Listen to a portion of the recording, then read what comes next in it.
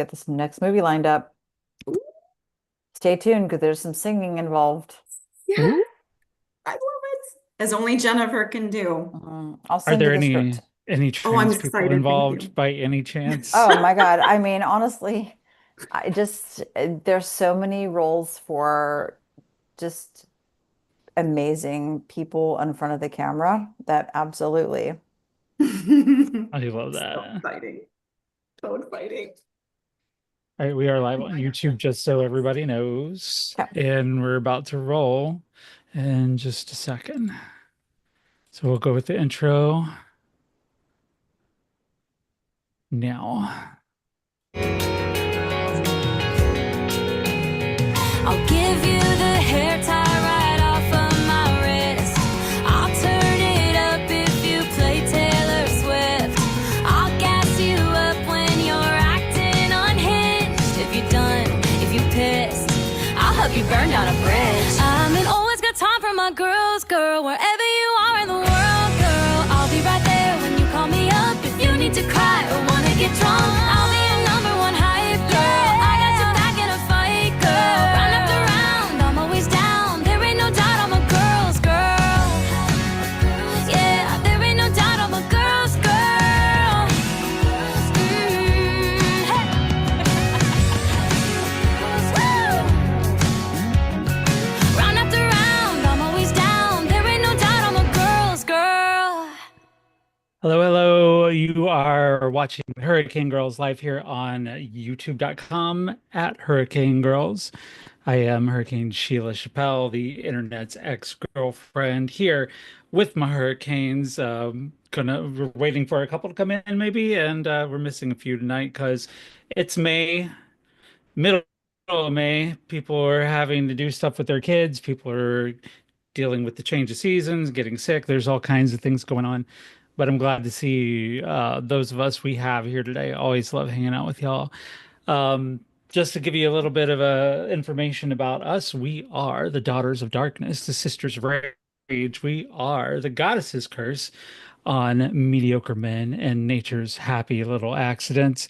We are here to every Tuesday, 8 o'clock Eastern, and we will also later be live on WHDR Hurricane Girls Radio, as well as Spotify and Apple Podcasts. So, a couple more things. Just want to let you know about our upcoming guests. We do have quite a slate of upcoming guests. In July, we're going to get indie folk band Half Gringa in here to talk to us about their music. On June 17th, we've got JL uh, live from TikTok. We're going to talk to Ashley, the musical nugget. We're going to talk to Casey X, Sam, Kadena, Marie, Willa. And this week we have the phenomenal Jennifer Reeder with us here, visionary director, as evidenced by the words "visionary director" in the trailers. Um, and we're super proud to have her because without her, we would not have Hurricane Jen with us Uh, here tonight. Jen, how are you tonight? I'm doing well. I'm so excited for the show. It feels like a Wednesday. I thought it was Wednesday. It's been a long week, I but I'm know. I'm really glad to see everybody tonight. The worst thing is I thought today was Friday all day. No. No, and I was like, "Oh, cool, weekend coming up." Fuck. Yeah, No, seriously. Oh my doesn't ha- goodness. has it's I've got to wait 3 more days. So Yeah, unfortunately. Hurricane Mary, how are you tonight? Salty as ever. Salty, salty. I love it. I love it. Hurricane Girls is provisionally certified by the Creator Accountability Network. If you have any issues with what's gone on tonight, feel like we've done any sort of harm or anything, we want to give you a chance to engage in restorative justice with us. And so you can go to creatoraccountabilitynetwork.org and let them intervene if needed. Because we're gonna do some fuck shit here tonight. I'm sure we're gonna say some things. We're gonna use a few salty words, fucking duh, and it's very Sorry. possible that one or the other of us will show our pussy like walking past behind us there. I got three to Yeah. choose from. That's a terrible problem, Mary. Terrible, terrible problem. I know, right? Yeah, it's great to be here tonight. It's been a hell of a month, hell of a year. Goddamn, this is the longest year of ever. Absolutely. And I can't believe it's only May at this point. Right. Because every time I look at the Google News there or whatever news I happen to be looking at, and I see the orange dumb shit has written something else on paper, and I almost shudder to think what it is because I know half of them are going to be anti-trans, and then the other half of them is just going to be fuckery. So I don't know how we've made it this far, but tonight we're sort of escaping into the world of movie making because our guest is one of those movie makers who um, make some movies that have the sort of off the beaten path of what you would normally see. But having watched quite a few of them last night, they make you think. Mm. They take you out of your normal expectations and put you somewhere over here. But there's so many feminist themes through here. By the way, men suck in these movies. If there's a man on the screen, that Only man in the movies? sucks. So it's Yeah. a proper representation. This is a factual representation. But welcome, Jennifer. Welcome to our show. We're glad to have you. Tell us a little bit about yourself. Well, first of all, thank you so much for having me. Um, can you guys hear me? Yeah, yeah. Okay. Um, uh, I grew up in Ohio, and you did too? Oh, I'm in Toledo, so Oh, okay. Oh, you are right now? yeah. Oh, I grew up in Columbus. Okay, okay. I mean, don't judge, but anyway. No, but I grew up in Ohio, and I um like as very quickly I will say that as how I came to filmmaking was through being a misfit art student at Ohio State. I took a sculpture class, which I nearly failed, and then that sculpture professor was like, I know you have a background as a dancer. I was a very serious ballet dancer for a long time in Central Ohio, and I took a performance art class with Linda Montano, who's still a living, incredible performance artist. Linda Montano, look her up. She's probably in her 80s right now, but is I consider her my kind of uh, like art godmother. And I picked up a video camera in that class for the first time, and it was like I had recovered a phantom limb. And that sounds bold, but that was really true.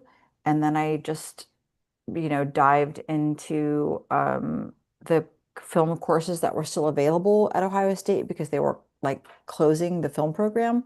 Mm.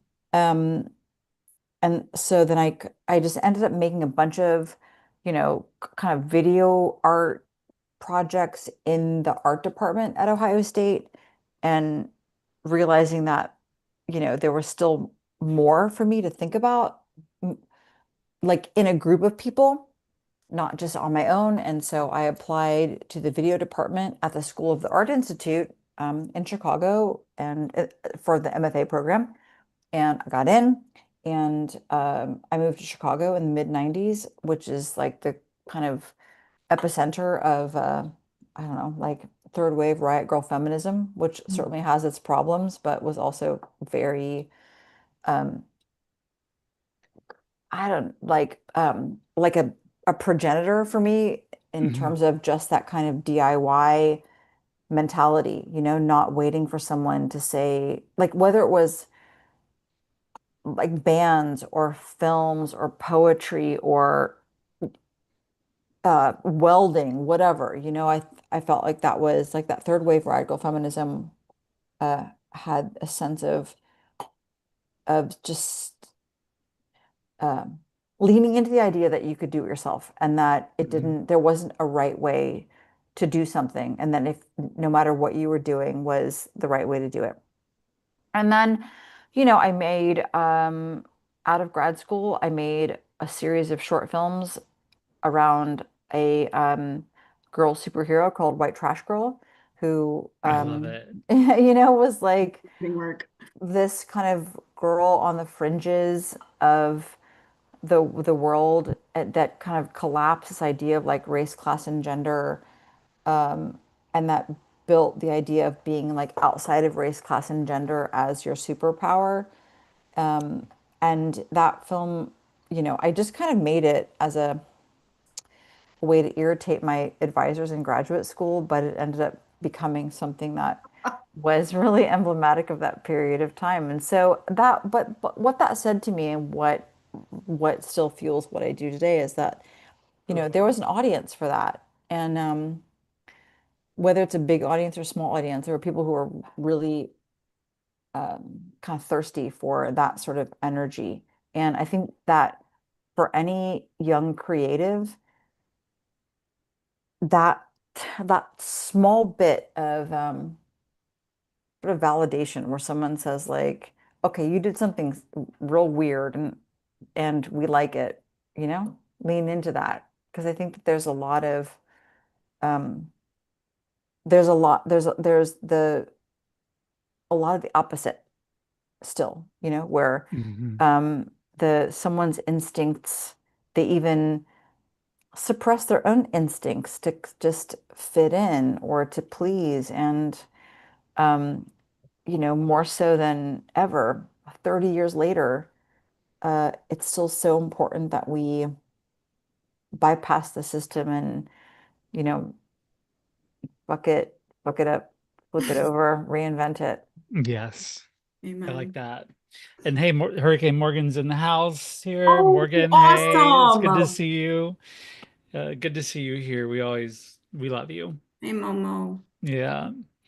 And yeah, I get that, is wanting to not just tell the same stories as everybody else, wanting to make something different. And the way you describe just sort of latching on to the movie industry, it's something that if you haven't done it before is hard to really comprehend how much it gets in your fucking blood. Mhm. And Hmm. how, is normally people would think of 16, 18 hours on a movie set and think, oh my God, how could you do that? And I'm thinking, oh my God, the time goes by so fast while I'm doing that. I get so much energy from shooting a scene, or Mhm. from even though there's a lot of sitting down, waiting, putting the lights in a different place, drones and cranes and everything else. It gets in your blood to the point where when you're done with your last one, you're already thinking about your next one. And I imagine that has to be how that process is for you. Once you've wrapped on something, you're then looking for your next idea, maybe. For sure. Mhm. Oh, I mean, I know you're doing your very own style there, but what inspired you? Like, what kind of films, even today, inspire you?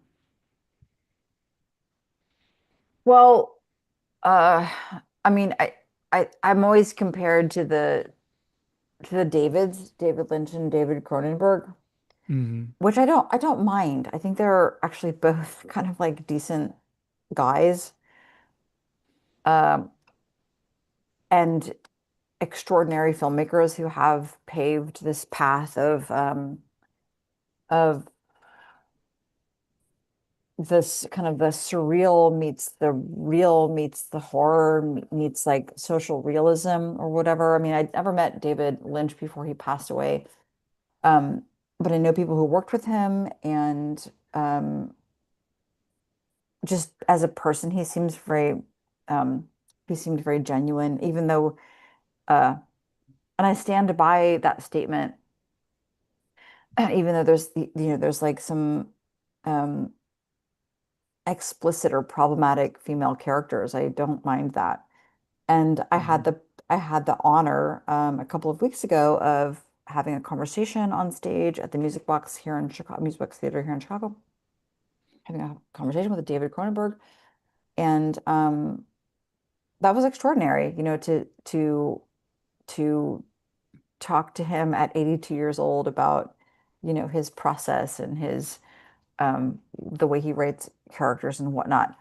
Uh, So, I mean, I was influenced early by those filmmakers, but I still, I mentioned that I had been a ballet dancer. I was very influenced um the by ballet, which is influenced by mythology and folklore and, like fairy tales, which are so dark and um so curious and so gender bendy and bloody and goopy and paranormal. Mhm.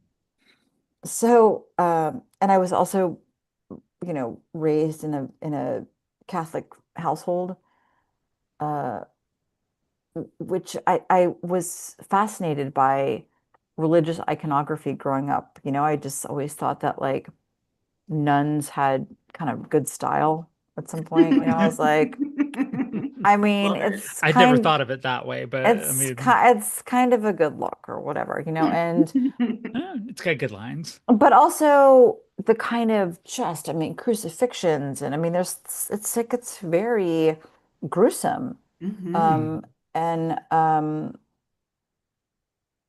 and I think being a kind of a person in the world, not just um like a cis girl in the world who at a young age, was told really like don't walk alone for sure, don't walk alone at Mhm. night, you know, lock your doors, don't then eventually like don't wear short skirts or don't get too drunk or any of these things that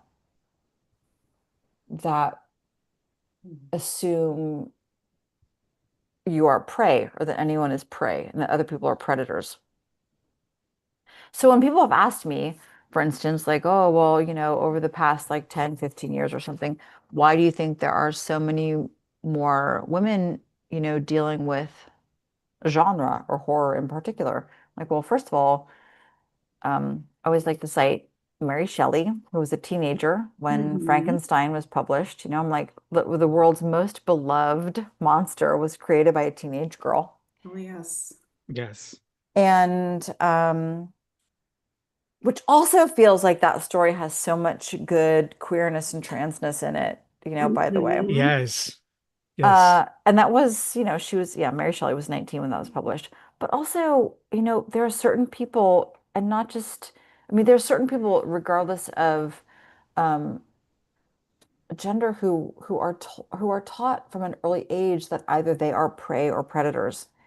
And and um, so I think that idea of like fear being taught has been influential in how I construct the worlds of my films, which I still want them to be entertaining, but I also want to provide the potential for, not every person in the audience, but some people to go out afterwards for coffee or wine or whatever, pie or something, to sort of talk about it more deeply. I like the idea of pie. Hmm. Yeah, I am yeah, I felt that, just having something that is not just some sort of popcorn fluff that you paid $15 for and you go home and you immediately forget about the plot. Right. Like I was sitting there and after watching, one of yours yesterday, Signature Move, I was like sitting here thinking to myself, like, God damn, I enjoyed that story, but Hmm. also I enjoyed it on so many different layers. And then I was like, oh wait, I have the director in my contacts. I'm gonna tell her how much I love Hmm. this fucking movie. It was Aw. so good. Well, Yes. Signature Move in particular, Mm, that came to me um, in like 2015, and Fazia Mirza, who wrote that story with Dash Donato, approached me and they said, we want you to direct this film that we wrote. And I was like, well, I'm not Pakistani, I'm not Mexican. Like, I mean, it feels so particular. And they're like, yeah, but you do of age really well. Mm. And I was like, okay, I can deal with that because there's so many shorts that Jen Len and I have worked on Mhm. the shorts leading up to Signature Move, for instance. And so I said, okay, all right, I can handle that. And what was so beautiful touring around with Signature Move was like the lights come on, like a whole audience full of, let's say people of color, queer people of color in particular, who just saw like a full romantic comedy where no one has, there's no hate crimes. Uh, there's a happy ending. No one has to suffer. Like there's internal kind of like questioning, but it's a really joyful film. And that's not necessarily my personal kind of brand of humor. Like I tend to Hmm. when Fawzia came to me and was like, "Oh, I want you to direct Signature Move," I was like, "Well, are there any dead bodies or resurrected bodies or?" And she said, "No, no, no." And I was like, "Okay, I'll do it," because I love her, I love the project, and they wanted to do it in Chicago. I love Chicago. And I stand by that film so much, and I love that it has landed on so many. Um, I mean, I hate like top 10 or top 100 lists if they don't include my films, but when they do include my films, I'm like, oh, I loved Right. that one. Right. So, I mhm, think it was on what, the top 30 lesbian yeah. movies, Hmm. and that's I mean, that's a good list of movies, Hmm. and Yeah. I that's why it wasn't one of the ones that you had sent me whenever I Hmm. was looking for, some screeners or whatever, but Hmm. Jen mentioned it, and I Hmm. was like, Mhm. okay, I have to see that Hmm. because that was the theme. That's the theme that obviously resonates with me, being a member of the Hmm. LGBTQIA plus population, and Hmm. I found it. It's streaming for free on Tubi Yep. and Hmm. Roku and all the places. So, I mean, the price of admission was right. And I watched it and I thought, okay, well, let's see how this goes. And I was sort of grabbed into the characters from the start, Hmm. Mm. and just seeing that we're going to go a bit afield from what you normally do in dealing with race and dealing with religion and culture Hmm. and conservatism Hmm. versus new age, things like that.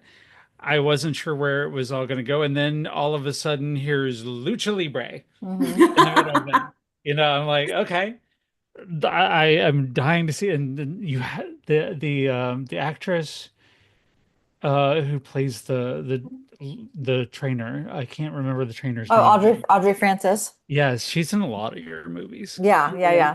Gorgeous woman, by the way. Oh, Yeah. yes, Yeah, and absolutely. I get lost in those little dimple lines in Hmm. her face.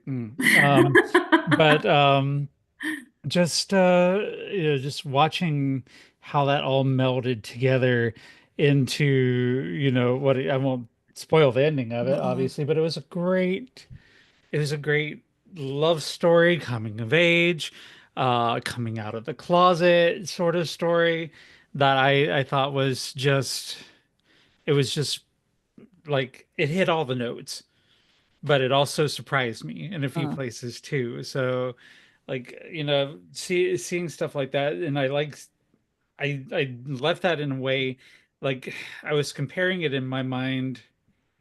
I don't know if you've ever seen Jennifer Esposito's Fresh Kills, Hmm. but that movie's one of my all-time favorite. I'm Hmm. trying so hard to get Jennifer on this show Yep. right now. We've already chatted about it once.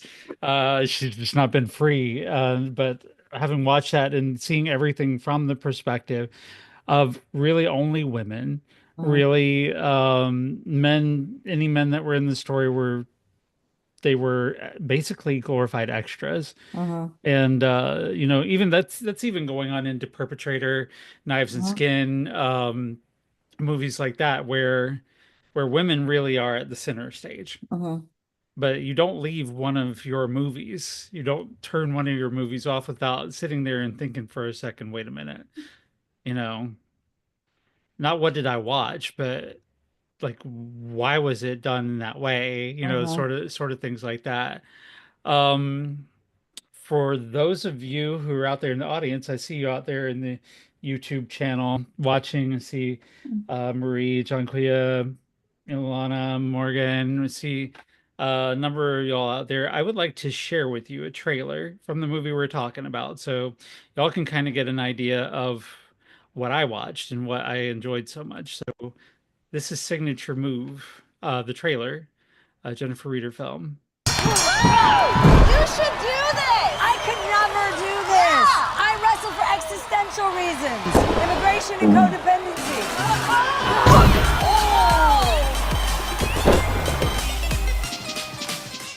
Bye, Mom. Gonna go meet a friend. Does he have potential? 50 ways to eat a beaver. That is literally about beavers. Okay. Are you a writer? No. I own a bookstore. And you like to eat beavers? I do.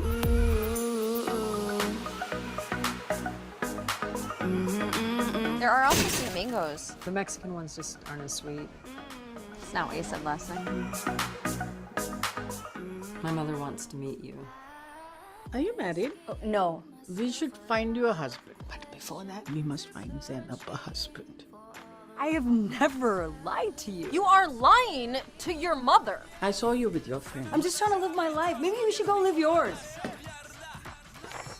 Train me. No.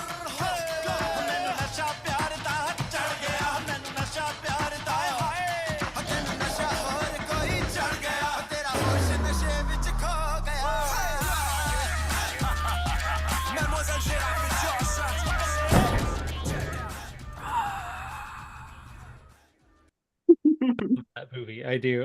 One thing I love about it is that all the characters in there look so real. Like Mhm. I was Jen and I were talking about this at one point about how your choice of actors are very much skews away from the glamour, the Hollywood glamour, but more towards realistic people. And obviously we've had Alicia Silverstone in your movie, which Mhm. God, she was great. But um you know, everybody looks like there's somebody that you would know. Mhm. Yeah. Yeah, and that's really hard when you get a movie about two lesbians, is not having them look like Cameron Diaz making out with I don't know, um whoever was hot when I was a kid, like Julie Roberts or something like that. Like it looks like two people that you went to school with. Mhm. I love it because there's such a level of realism there. There's like when you make it, I obviously, what is your casting process like? I'm asking for a friend. Well, I mean, for Signature Move, we were Mhm. going to shoot it in Chicago. And so, Mm-hmm. we cast out of Chicago, and Chicago has this incredible theater community. And Second so, City. Second City, Mhm. Steppenwolf, Looking Glass, The Goodman, Improv Olympics, The Annoyance. I mean, it's just an incredible theater scene and improv comedy scene. And so even when you're talking about the trainer for Signature Move, Audrey Francis, I mean, she's currently the creative director for the Steppenwolf, which is like this incredibly lauded, respected theater company across the entire country. And I keep casting her as this in these really goofy roles, which I stand by 100%. Um, but I often will send to the casting company, casting directors, a very wide um, description. So so my initial description might only just have an age range. Maybe there's a gender attached, maybe not. Maybe there's a ethnicity attached, maybe not. Just because I like to see what I get and then um, build the chemistry. Sometimes it's like with Knives and Skin, for instance, I knew that the character Charlotte, who's played by Irian Roach. Like I knew that she was my anchor. So Irian was my anchor for Knives and Skin. And then I really built the entire cast from Irian, um, based on her friends or that character's friends and their families, you know. So uh I love to cast a really wide net. And in a film that I'm not sure that I sent you the link for, Night's End, uh, there are a couple of characters who, in particular, I was like, um, trans, non-binary, you know, what, like specifically. Mhm. And I think that there are some casting agencies who will send that out, and then you get people who clearly are in their own skin.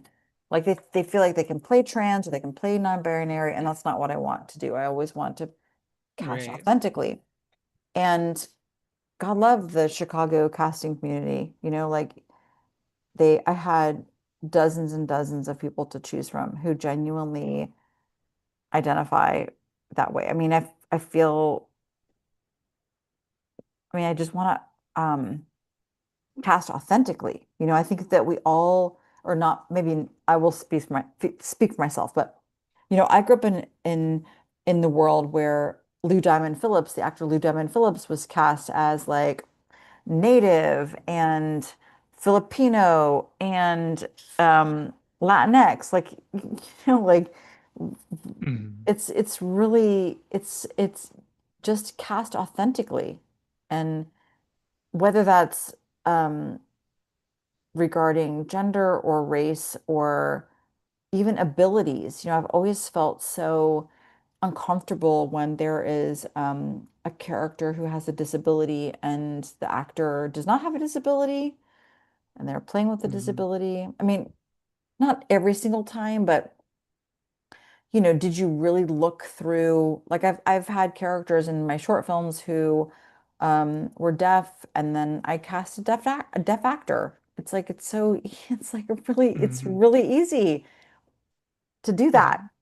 I look at a lot of transgender characters on TV and or movies, just a couple that pop out at me, like John Lithgow, Felicity Huffman, in Transamerica. Uh, And I think to myself, you know, I mean, they're doing a good job at it. They're good actors, you know, but there's still something inauthentic in me watching Lynette from Desperate Housewives play a trans woman. mhm, Hmm. You know, is it's there's something that inherently takes me out of that situation. Whereas if I were to see, uh, you know, let's say even a Dylan Mulvaney playing, mhm. you know, a trans character, that would feel more authentic to me, I Hmm. Yeah. think. And And one and and thing, yet also Mhm. I am so interested in, you know, thinking about, you know, an actor like Jen Richards, you know, who I know from Chicago, casting her in a role that's not a trans role, but as like, you know, I remember speaking to her at South by Southwest. I was like, I would love to cast you as like a mom. You know, she's like, oh, I've never thought about being a mom, or, you know, casting, you know, Hunter Schafer, you know, or any. This is just these are just off the top of my head, but also, you know, actors who are trans but don't want to play trans actors, and casting them in Hmm. a role that feels like that's the role that they want to play, as that as Mhm. their own authentic self. You know, it's not hard. It's also not a it's not, it doesn't have to be a delicate conversation. It's like it's easy. It seems easy, you know, Mhm. to do that. And honestly, I think that a director or a writer has to align themselves with a producing team that is also behind that mission, you know? Mhm. And I think Right that there on. are sometimes producers who are like, yeah, but they don't have, I hate when producers talk about actors who either do or don't have value. You know, just, I mean, we're talking about a human. We're not Absolutely. talking. So, Right. but those are real conversations in terms of like, well, this actor, has more value on the international market or the festival market or the streaming market or whatever. And I think it's I think younger filmmakers maybe could have a tendency to want to get the film made. And so they'll say, okay, well Mhm. then you know, we'll go this other direction. And I do feel like since I came up in this very scrappy way, uh, which is not an easy way, it's more exhausting to do it the way that I did it. But I do feel like I am able to say to my producers, and I've worked with the same producers for many films, so I feel Mhm. comfortable with that. But I'm able to say like, no, we're not casting that person. We're going to cast somebody else. And they're like, okay, we trust you. And that's a big deal. That's a big deal. Like you said, a lot of the companies throw money behind the bigger name actors. Like if Hmm. say Signature Move was Praminder Nagra and Keira Knightley, Hmm. falling in love, that would have been they would have probably given you a lot bigger budget Hmm. to do that. But it's just it's a shame because as was said in our Hmm. YouTube chat just a moment ago, like especially when you're talking about trans actors would probably be some of the best actors because we've been pretending to play something different our whole fucking lives, Hmm. so Hmm. we're pretty good at it. But there's authenticity comes from inhabiting the character, I think, and how better to inhabit the character than to be the character. I mean, Hmm. that's it may be the ultimate method acting, but I think it's still good. But another big character in your movies is the music. Hmm. Like, Hmm. if you cannot watch a Jennifer Reeder film without noticing the music in it, and that brings us to the partnership here Hmm. with Jen. Now, Jen, we got to know a few months back because we talked about her work on Knives and Skin and Hmm. Blood Underneath, Hmm. Blood Under Below the the skin. Below Below the the skin. Skin. I Hmm. always get those words mixed up. Oh my Hmm. God. That's fine. Blood Below the Skin, and we talked about those. We listened to some of the music and Hmm. um saw her craft and Hmm. how Jen took those 80s lyrics and turned them into something that that could be a soundtrack for a massacre, honestly. Um I love it. yeah, and then she's sitting over there, her witchy ass is like, yeah. Yes, please. Yeah, bitch. Give me a massacre scene. How did this come about? This synergy between the two of you on your movies? So, in 2013, I wanted to make a film. I did make a film called A Million Miles Away. And there's a scene, it's a short, it's on my Vimeo. It's it was on the Criterion channel, but you can find it for free. A Million Miles Away is what it's called. And I wanted the centerpiece for that short film is a girls' choir singing a lullaby version of Judas Priest's "You've Got Another Thing Coming."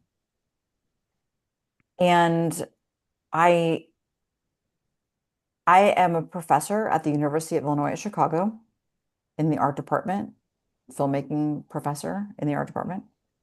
So I reached out to one of my colleagues in the theater department, UIC, and said, I need, or do you have any suggestions for someone who could rearrange a song for me and teach it to and conduct it to a choir of girls who may or may not be able to sing? And he said, yes, you should contact Jen Lennon. She is an alum of our BFA program in the music program at UIC, and she was a conductor for the Chicago Children's Choir.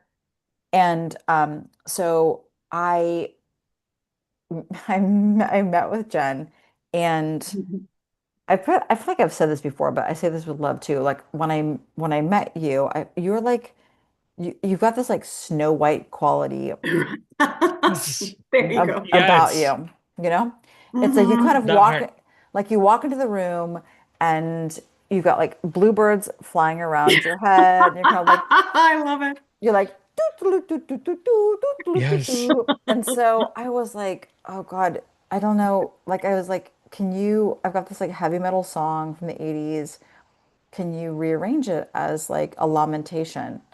And I didn't know if it was going to work, because some people might be like, I don't know what you're talking about. Like, why would you do Right, that right. or whatever?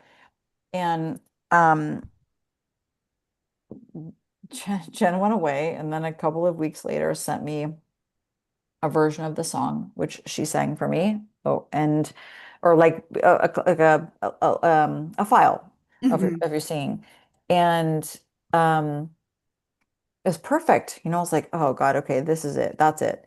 And Oh, so then Jen came on to our set and, you know, taught the girls how to sing. I mean, we cast a group of girls who could sing, at least. yeah, That's how we yeah. cast them. But I don't know anything about singing, so Jen was kind of like, who's the sopranos? Who are the altos? And I was like, oh God, I didn't even think about that part.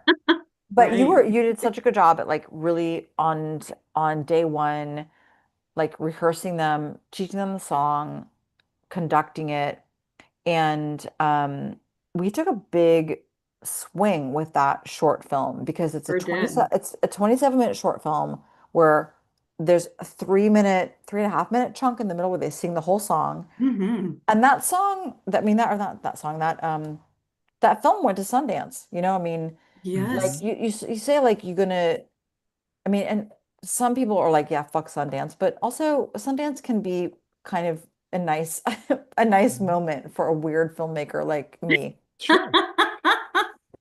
I love And it. and so, we knew, I mean, Jen and I feel like we knew on set that we were doing something pretty Yeah. special. And I feel like it's like the two Jennifers, like Hmm. you're the Snow White Jennifer Jen. And I'm like the evil queen Jennifer Jen or something like Which that. I Like what? love. I love her more than Snow White. She's my Mhm. favorite character. It's the Snow White comparison, I think, is so Oh, apt. And that's then and funny. then What'd and you say, then May? we did Blow Below the Skin. I mean we did like a whole cadre of like short films, Yeah.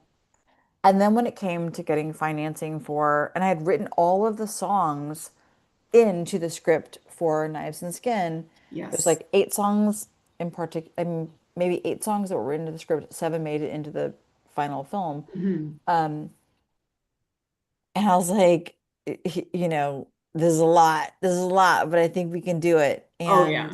and I think that the songs in Knives and Skin are what set that film apart from anything else that was made at Mhm. that time. Right. Um, as a little secret, and then I'll let Jen talk to, like a little secret is that there was a song in Perpetrator Oh, yeah. Mm. Darn it. that got that like hit this, it never even made the cut. There was a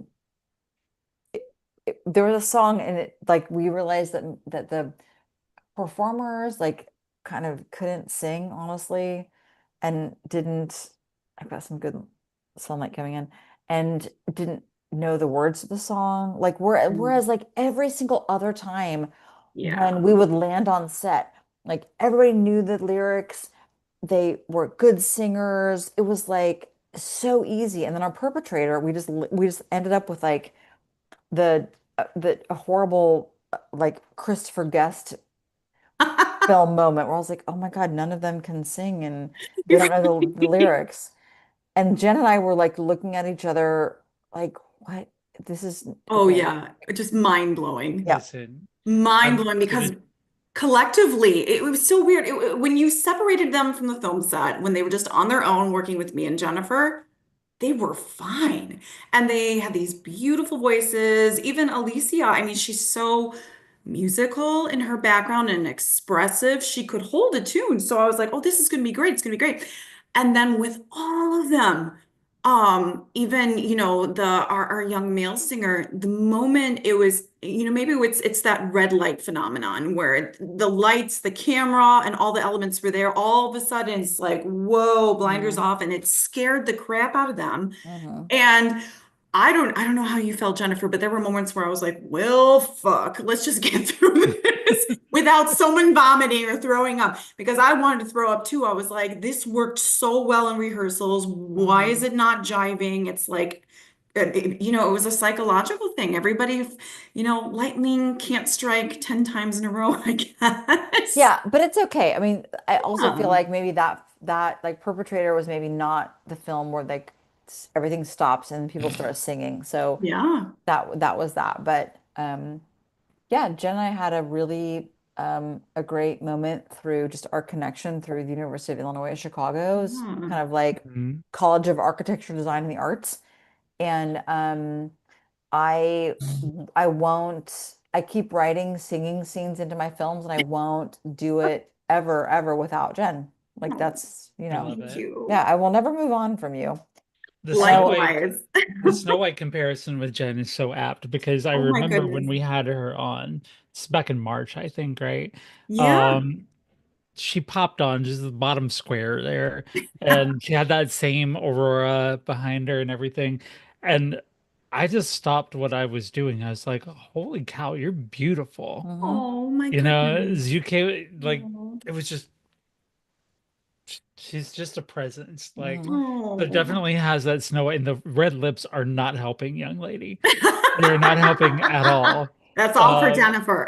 yes, but the It's pretty. but Thank no, you, you Mom. look great today. But also then you search around on the internet and you hear a little bit of what that throat can do, hearing the singing there. She's phenomenal, Yeah. Thank obviously, and you. talented. Oh my goodness. And I was just amazed after we had her on as a guest here, and we kept in touch, texted back and forth, and I'm like, hey, Jen, do you want to like make it official here? Do Mhm. you want to be a Hurricane Girl? She's like, yes, yes, yes. And I knew we had our cast here, and here, Morgan. I know you've been quiet over there. How you doing over there, by the way?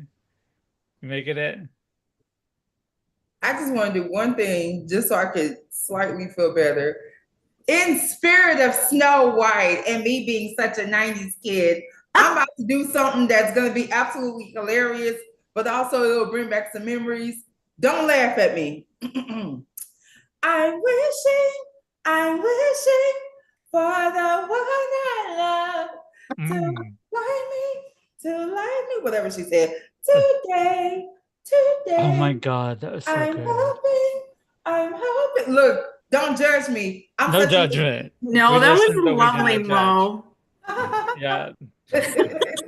Mary was talking to me last night about blood under the skin, or blood Mhm. below the skin. God damn it, It's blood fine. below the skin. And how impactful that music was Mhm. on her, this singing, and I don't know, Mary, you want to speak to that, or because um we're blowing Jen up I'll, right now.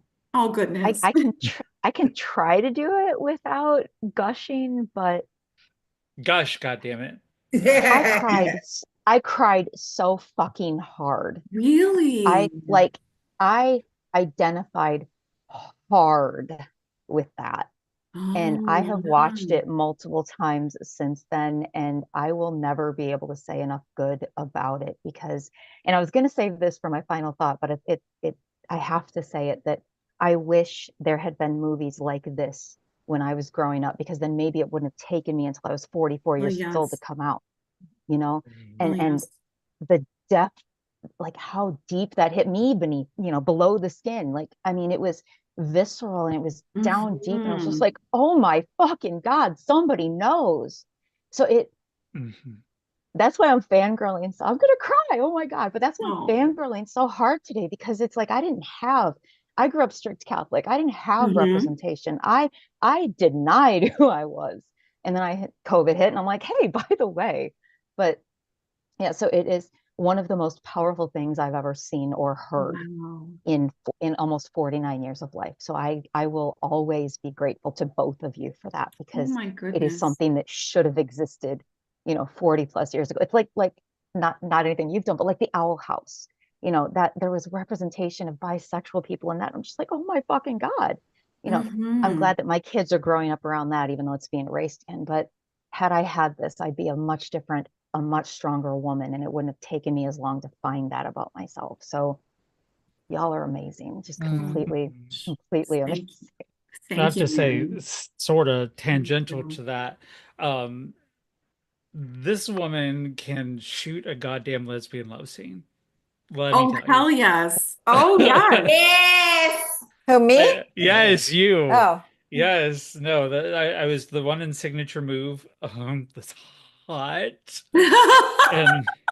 And I've conflicted about the one in Perpetrator because I think they're high school students, but I'm like, still, there's capturing that passion, but the music, like obviously even your score on the Mhm. films is Hmm. pitch perfect, and Yeah, Mhm. it was an awesome score. He did a uh, great job. and the non Jen Lennon songs on Mhm. there are so well curated. Hmm. Knives and Skin just took me on a whole trip because I'm an 80s baby. Mhm. And then Right. hearing those themes juxtaposed with Mhm. sort of almost a funeral for Mhm. dirge, um, it didn't take me out of the element. It just made me sit and be like, what the Mhm. fuck is happening here? Mhm. What's going on with me? Which is Mhm. not a bad thing to happen in a movie at all. Mhm. So Hmm. is if you're not made to think, then what did you just spend your 2 hours doing? Mhm. You Right. know? And like I haven't seen some of the shorts now. Obviously, I'm gonna have to go back and see it so I can cry with Mary. Mhm. I'll But watch it with you. okay, We'll Those be are at the good. some watch real party. tear jerkers. They really are, Yes. actually. Those Movie are But night. Movie those get I'll you. night. say Movie like, night. so for instance, like in Knives and Skin, there's a scene where like the cheerleader and the kind of track star we know are kind of like falling in love, these two Mhm. young women of color. And Hmm. so they have this moment where they both sing a cappella Modern English's I'll Stop the World and Melt with You, Yes. which is Yes. What a moment. a montage which is also used in a montage of people falling in love in Valley Girl from 1983 with Deborah Foreman and Nicolas Cage, which is a film that I kind of loved growing up. And it's also, very, kind of heterosis normative, but it's, at some point you're kind of like, who cares? They're like falling in love, and I'm all for falling in love. And so that film or that song in particular, I felt like I really wanted to just like uh claim it or like paste it over. And the lyrics are so good. Like, I'll stop the world and melt with you. It's just such Yes. it's so beautiful, but also again Mhm. as a kind of, as a kind of lamentation. And so I think that so much of Knives and Skin is about me also kind of as an 80s baby, but um like reclaiming some territory for ourselves Hmm.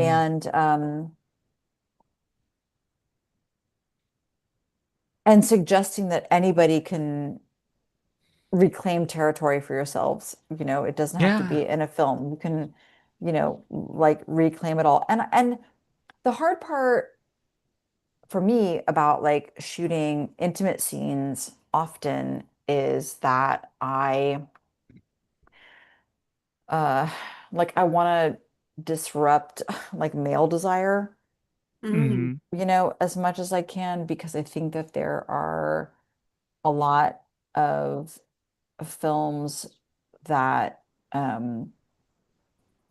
queer women claim, Bound, for instance, Yeah. awesome. Hmm. But then also like, cis men are like, yeah, that's so hot, you know, Right, right. or whatever. And so Yeah, I guess I I think get Signature Move stopped um, just short of that. right. And so Yeah. so we really made a decision, for instance, in Signature Move, to, even though it would probably be realistic for them to kind of like, be all bras off, panties off, whatever, like Right. Never goes everything, there. everything. But I Hmm. just was like, we don't need to go there, like we don't No. need to sort of like have, a cis man in the audience be like, yeah, that's hot. Right. Like I Actually, wanted to stay with yeah. the desire of the people who are on the screen. And I think that that's Hmm. even, Hmm. for instance, with the perpetrator, it was the same thing. I was like, we don't need to sort of like, these girls are supposed to be, yeah, like high school teenagers. So we don't need to, show them topless or whatever. Like Hmm. it doesn't, It wasn't. I feel so,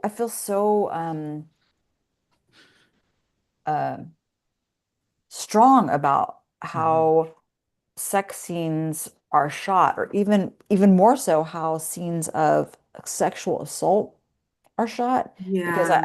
I think that there Mhm. are a lot of films where um, scenes of sexual assault are shot, and we are focused on the perpetrator, which is often a man, and we see his desire. And so for me, that can be very destructive and very triggering, because then maybe like there's this man in the audience who's like, that's hot. It's hot to like Mhm. rape somebody. Do you know what I I've mean? I had to mean, do one of those scenes before yeah. where I've been Ooh. the assaulter, and I made sure Wow. when I played it to play very much a non-sensual, very much monstrous sort of Mhm. character. You have to hit that pitch or But else but but it it's does it's something it's else. Yeah. it's the responsibility of the director to kind of like Mhm. show like what is the perspective. It's from the perspective Hmm. of the person who's like being assaulted, so that we know that they are not enjoying it, that they are being assaulted. And you can shoot that stuff in a Hmm. way that's also where it's not kind of like, oh, there's her boobs and her boobs look hot or whatever. It's like, I Mhm. just think that there's a lot of I feel very strongly about this, and I love working with intimacy coordinators. I know there's I disagree entirely around the kind of Honora, Sean Baker saying that, you know, Mikey Madison wouldn't want to work with a, intimacy coordinator. If Mikey Madison had been on my set, I would be like, it's not negotiable. We're working with an intimacy coordinator. Like that's what's Okay. happening, Hmm. and it's not going to take away from the spontaneity. That's my responsibility to figure out like how to make it seem spontaneous. But for me, as the director in charge of honestly the entire vibe of the set, I want to make everyone feel protected, validated, safe, you know? And you only like, there would never be a moment where if someone had to do a stunt, they're like, I don't need a stunt coordinator. I can do it. That would never happen. And so the idea that people want to do like, even intimacy scenes when they're kind of like, I feel like I can wing it. No, we're acting. It's not, Mhm. this is really important. So, Hmm. um, that's how I have felt the entire time. And I'm someone who is, on my sets, um, no one gets to touch anybody unless they've asked permission, like the makeup Yeah. team, right? Like the makeup team, Mhm. if they're coming in to do last looks, I'm coming in to last looks. They say it, or if someone's coming in to spray fake sweat, they say I'm coming, or if I'm coming in, or to say, can I just like move you over a moment, like I'm like, can I touch you on your shoulders? It takes nothing. That's not a problem for me to um to just be a human, Yeah. and respectful on my set. Hmm. And I expect that from everyone. And Jen knows that. I mean, Jen and I have been on like Absolutely. a billion sets together, Mhm. where it's just like, and I have no, I have, I also speaking about like relationships with producers, I also have a real zero tolerance policy now. So if Right. you fuck up on my set, I don't have to fire you because that's no fun. But one of my producers, I can say to my producer, like that person cannot come back to set tomorrow. Like they even if it's someone who I had a makeup person who could not handle someone's pronouns. Oh, And they were being very. very um the pronouns were they, and the person who they were putting makeup on is attractive. So there's like, God, she's so pretty. She's so pretty. God, her cheekbones or Mm. whatever. And I was kind of like, no, not she, they, not she, they. And just I think they weren't actively opposing it, but just couldn't get it in their head. Mhm. And I was like, that's it, This is making my actor feel super uncomfortable. Just Mhm. we can find somebody else to do their makeup. This is not, Mm. I don't want to be, I don't want to be someone who an actor walks away from my set and is like, I hated working on Jennifer Eater's film. Like that felt really hard and degrading or whatever. And some things happen, I don't know about it, and then I try to fix it later on. But if I witness it and I'm there, like zero tolerance. Yeah. And Yeah, that's the kind Jennifer of, always, I'm always amazed that it doesn't matter who you are on one of her sets. If you're the gaffer, if you're Alicia Silverstone, if you're an 11-year-old girl, or if you're, someone who's taping wires down, or the assistant director, she treats everybody with so much humanity and dignity. She doesn't speak down to anyone. I've never seen her raise her voice to anyone. And we've had some characters on set. I mean, one time we had an assistant director that liked to raise their voice and it made a lot of people nervous, but I've never seen that from Jennifer. And she's always very conscious of people's well-being. And there was I hope it's okay if I bring this up, Jennifer. There was one, I think it was, blood beneath the skin, I think, when we did. Oh, was it? Yeah, it was one of the actresses. I believe it was that short. One of the actresses passed out, and mm, in the middle of a scene, she was just overheated and everything. And it was really dramatic and traumatic for her. She was only like 15. And Jennifer, I will never forget, before I could even react, because I think it was a singing scene and I was right there conducting it. Before I could even react, Jennifer, like her maternal instincts kicked in and she flew like a damn bat out of hell and was by that girl's side immediately, like holding her head, making sure she was okay. And we stopped filming that day, and Jennifer, was with that actress the whole time as she went to the hospital, and luckily she was okay, of course, which is the main thing.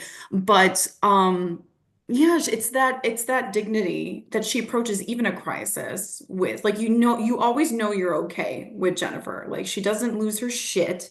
She's always extremely well organized, knows what's going on. She's very communicative, vocal, and she makes the experience just really comfortable for those of us that are, haven't grown up in Hollywood and haven't grown up, behind the scenes and are, myself especially, I'm relatively new to all of it. She makes it very comfortable, and I really love that about her. I like the idea of a set where people are comfortable. Oh yeah. Having my all of my acting experiences in China. I never worked on a stage here in America, but Oh even wow. even there, working in big productions, you knew which directors you wanted to work with and which directors you were done with, or also, and the directors knew which actors they wanted to work with again in the future and which ones were assholes. Mm. So I got my parts by not being an asshole and by following my goddamn directions. Like, Right, who would have thought? Being a go here, professional. do this, give me this. I got you. Okay, we're gonna do it. And that led to more calls and more projects. But Yeah. it seems like, there are people out there who just don't seem to get it, or either their star has gotten so big Oh that they yeah. can afford to be unworkable. But even then, I look at some people who have reputations in Hollywood, and I doubt anybody's going to be working with Harvey Weinstein anytime soon. Yeah, seriously. It's just as an example. But we are at the top of the hour. I do need to give a little station ID. We are here, the Hurricane Girls, youtube.com at Hurricane Girls, WHGR Hurricane Girls Radio online. And we are also on Spotify and Apple Podcasts later on tonight. We're usually preceded by the calm before the storm on TikTok. That'd be our own Salty Hurricane Mary's live, which I was on earlier today. And we also want to take a moment to say hey to Hurricane Abby, who is not here tonight. She had to babysit Aw. for a friend, but her book, The Year of Oh, Dating yeah. Myself, is very swiftly approaching. We've gotten great news from the publishers. Everything is on track for a July 7th release. Awesome. Going to be a fantastic book about spending a year taking yourself out and treating yourself the way you want to be treated, as though you were being taken on a date for the first time by somebody who really wanted to impress you. And a lot of what she has done in that book has changed my life and changed the way I approach things. Like, even for Mother's Day, my kids were elsewhere. Fuck it. I'm taking myself out to dinner. I'm buying myself a gift. Love it. I'm treating myself the way I would want to be treated if other people were doing this for me. And I tend to be a pretty good company for myself. I Just love saying, that. and You're if I pretty get, good company for other people too. Amen to thank that, you. Mary. Amen. Yes, we'll see how well we do in a concert with Pat Benatar, with me and you together. Listen, She because was climbing the stage. like you, though, thus far you have been the only one fangirling. I mean, I fangirl over you, obviously, but that's Pat Benatar up there, and both of us are going to be nuts. She's a damn goddess. And you know why she's Yes, such an amazing singer even to this day? She was classically trained, just like our beloved Freddie Mercury. And this is what I tell students yes, all the time. You want to sing until you're 60, you want to have a career, take a few moments to do the correct technique and let's just apply it to your style. And she's just, oh, love me, Pat Benatar. yep. Come on. And there's this other guy that's with her, I think her husband or something, Neil Yeah. Giraldo, Who who cares cares about about him? him. Yeah. Yeah, I mean, he may have co-written a couple of those songs, but Yeah. Big yeah. fucking deal.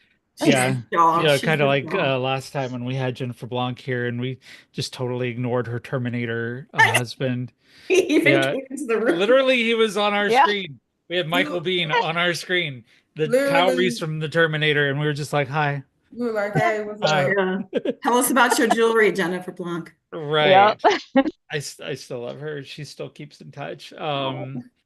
And speaking of guests that we're keeping in touch with, I am talking to quite a few people who will be on the show coming up. We've gotten a return engagement from Miss Emily. We're going to be seeing her again, and Mary and I will be seeing her in Toledo when she performs here in July.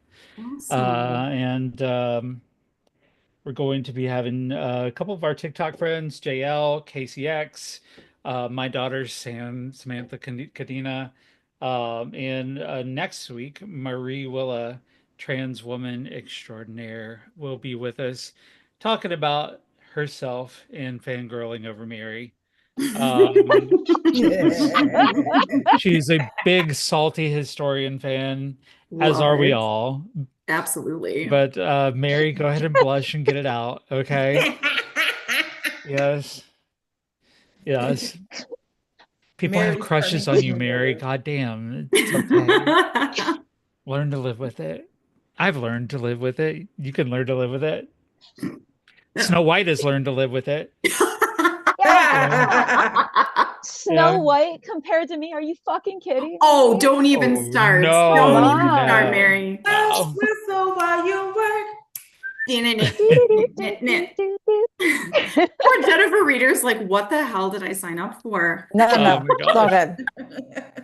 And once again, we are provisionally accredited by the Creator Accountability Network. CreatorAccountabilityNetwork.org is an organization that keeps us podcasters in line and makes it so if we do some fuck shit, that gets straightened out. So that's not what they say on their website, but that's my paraphrase of their mission statement.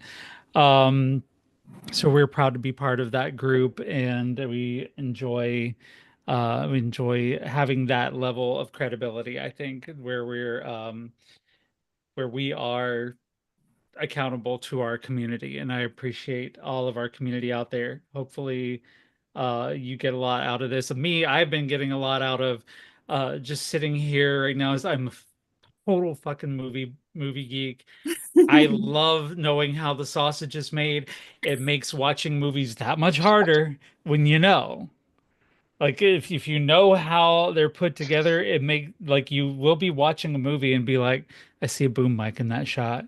Or or there's a continuity error or something like that.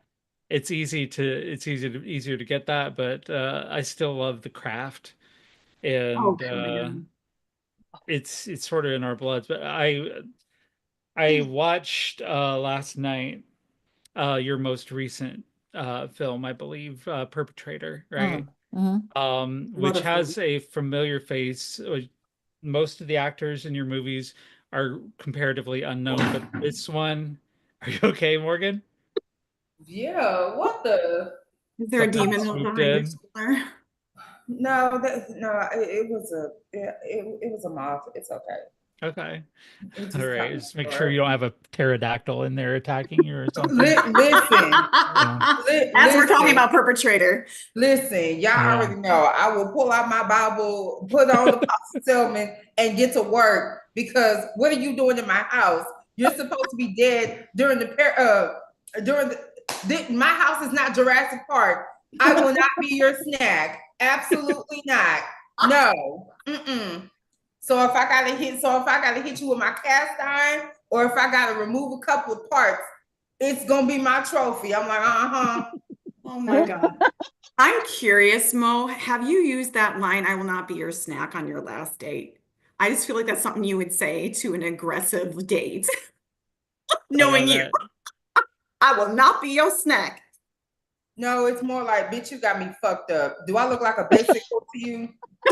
See, now y'all got me over here crashing out. But you know what? I'm at that.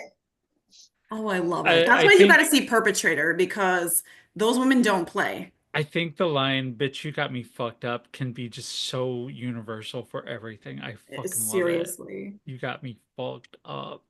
Seriously. But for Perpetrator, we do have one familiar face in this movie, which is, of course, Alicia Silverstone. We know from Batman and Robin. We know from, especially from Clueless.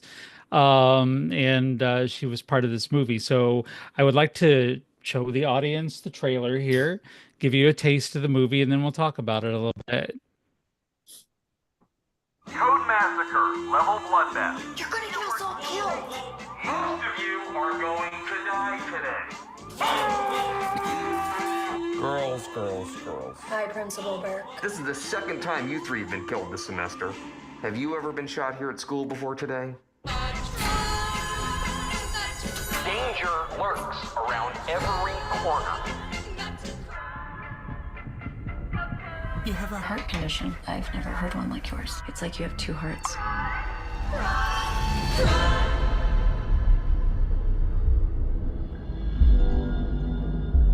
Tell me what happened.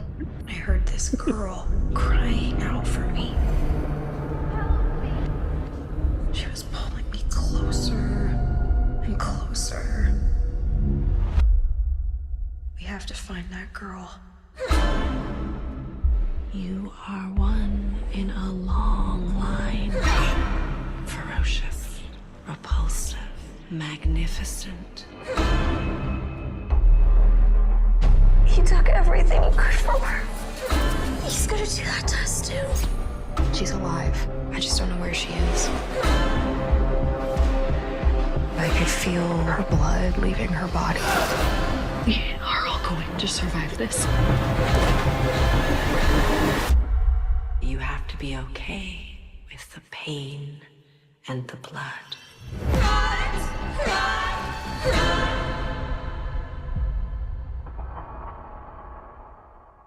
Awesome. I love it. Oh. And Oh Morgan's yeah, over yeah. here. I absolutely love that film.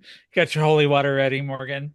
The blood Listen, of Jesus. No, no. the You got it in a spray bottle. I just have the extra tooth that was right there, like the Mm. one that was that was just a small touch that fucking absolutely destroyed me there. But Alicia Silverstone in there is still looking like the day she walked off the set of Clueless. Yeah. And Seriously. she's got a See, few extra lines over there, but Cher can still get it, Hmm. like she's very much still Alicia, Hmm. but it doesn't it's not like when you see a star and it takes you out of the role. It's like she inhabited that role. Hmm. Sure did. And just watching that, and I did have to, when I posted a little teaser of it from for TikTok, I had to cut off the part about the school shooting at the Sure. beginning because Yeah. right. it would have got me fucked up. But yeah, great movie, like Hmm. phenomenal movie. And that was when I had to, the screeners, one of the screeners you sent me, I was Hmm. that one's not free. That one you have to pay for on It's AMC so or worth it Shudder. though. But yeah, you can get it on Amazon Prime Video, I think. And Or if you have a Shutter subscription, Yeah. yeah, Shudder has it. yeah, And it's around, but yeah. And I don't, like I mean, I had to go to Walmart at some point and buy the DVD for that film. Like I don't like sometimes people are kind of like maybe that's also behind the curtains where they're like, "Oh, can you just I mean, I sent you a link so you could see it, but like I can't like I don't I mean, I own that film, but I don't really own the film, Yeah. So right. it's the kind of I loved working with Shutter so much, and but that idea that an indie filmmaker can just I don't know, like go like they that I get sent a whole case of DVDs or something like that is not necessarily the reality. And working with Alicia was it was amazing. She's an icon, an icon of kind of teen culture. And she had, some interesting kind of personal uh, sort of bumps in the road where she was an Mhm. anti-vaxxer and she was kind of chewing her food before she would give it to her kid. I mean, there's like, she has an interesting kind of like, um, you know, actual life. And I loved that about her because also at the end of the day, for instance, when we asked her, like, will you wear, um, like fake leather on set? She's a dogged, vegan. She's vegan, yeah. Hmm. And she was like, I will wear real leather if it's vintage, So like she also has this way of kind of I also thinking would do like, that. you know what I mean? It's like she does and then when she had this conversation with my hair and makeup team, she said, don't get anything new for me. Because of course, like on film sets, sometimes like some, companies know that you're making a film and they'll send you a bunch of like free product.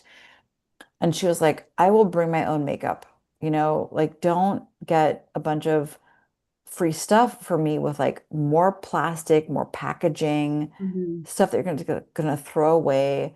That's ridiculous.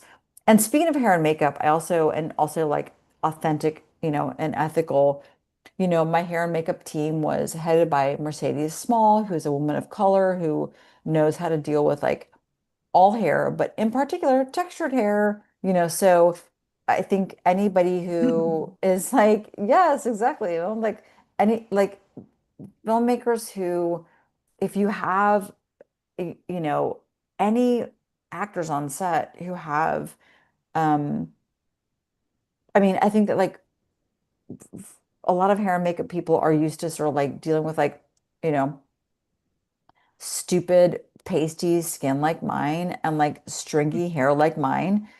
And that's the norm. But if you have anyone, even one person on set who is not pasty and stringy like me, you have to, you know, hire people in hair and makeup who can deal with textured hair and, you know, who can deal with like many skin tones. Mhm. And that goes for the gaffers and your cinematographer. So, the woman who shot Perpetrator, Sevdia Castrati, who I adore completely, she got her cinematography, you know, like MFA from AFI in LA. Mm. She is coincidentally married to Bill Dill, who shot the Five Heartbeats. He shot Baps. Like he's this like Mm. renowned, you know, cinematographer of color who like that's his thing is like teaching other like camera students how to shoot like different skin tones, you know, like well Mhm. before, you know, Insecure and Issa Lopez was like, no, not Issa Lopez. That's the woman who did the Tiger's Not Afraid. Um, like who can tell cinematographers like here's how to like light um different skin tones authentically. Anyway, so you know, having like the hair and makeup team for Perpetrator and Sev, our cinematographer, know how to, you know, deal with, you know, different skin tones was totally paramount. But Alicia was like she was rad. She was like really fantastic to work with. Um, so like open, lovely. Again, talk to everybody. Mhm. I mean, but also a lot of the younger people on set didn't know who she was. You know, I Oh my mean, God. No, which is also like cool. You know what I Mind-blowing. mean? it It's is, like yeah. they were just, and I was kind of like, are you kidding? But it's like Cher. That's Cher from Seriously. Clueless, you know? Right. But As it's if. as if, exactly, as Yeah. if. But she was just, she loved the script. She loved the part.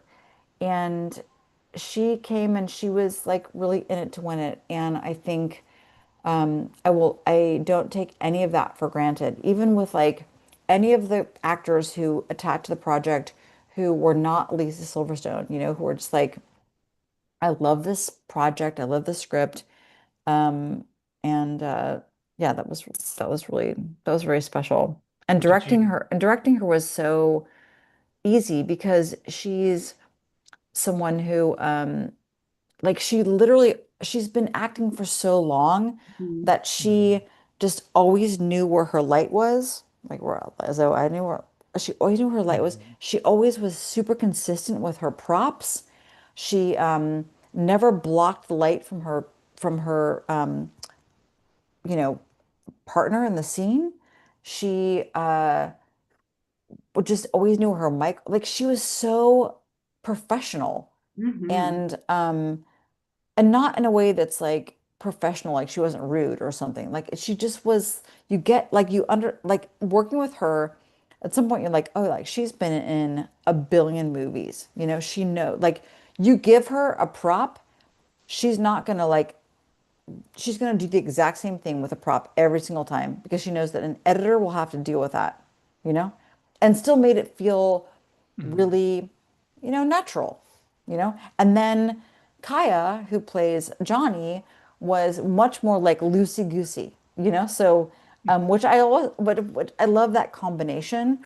But Mhm. the loosey goosey with like props or just your light, it's when you're dealing with like a low budget indie feature film, like that stuff is hard to cut around.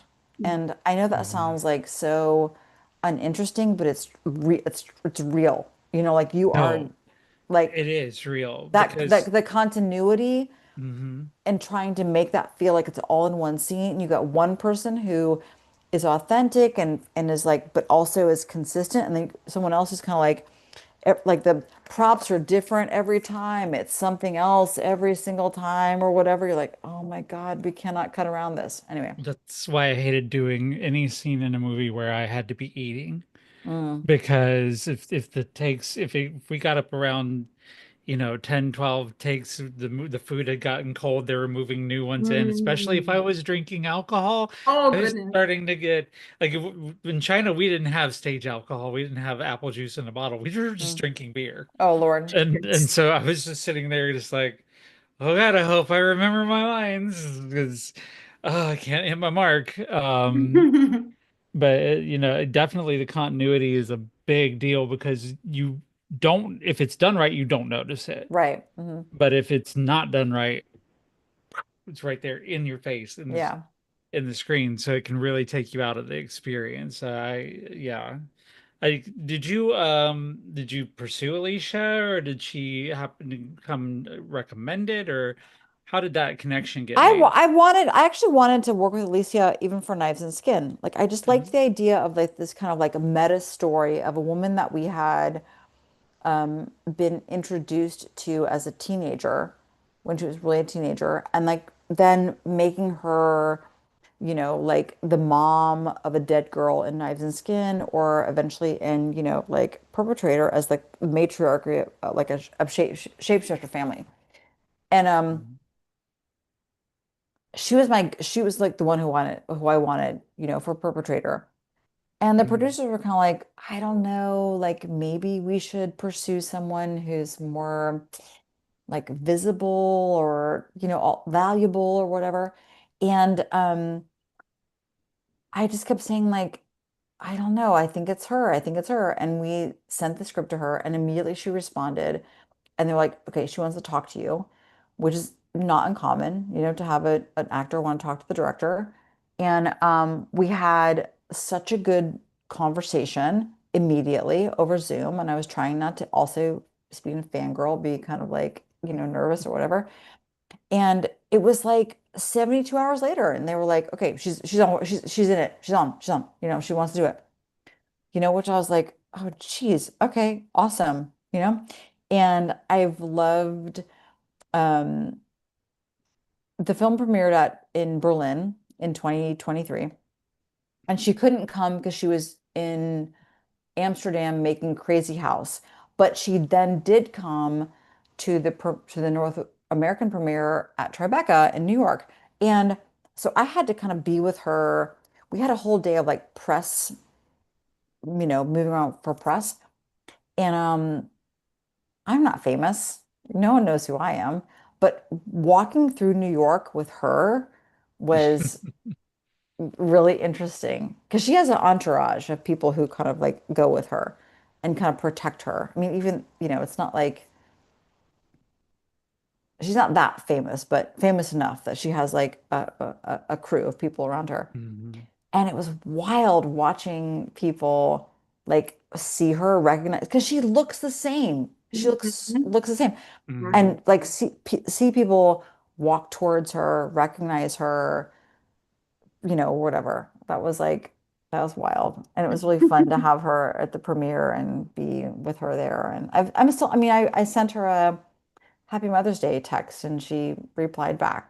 She and I are friends. It's really lovely. I'm not gonna lie, I've had an email out to her for a hot minute. They're trying to get her to come on here. I haven't gotten the response back yet, but yeah, that she would be, yeah, to talk to her would be amazing. I think I can only imagine working Mhm. with her. Um, Hopefully she'll answer the email someday. I don't know if it's gotten caught up in the middle of agents and stuff like that, but Mhm. some actresses you can just get on TikTok and find their account and send them a message and they'll answer you back. Like Mhm.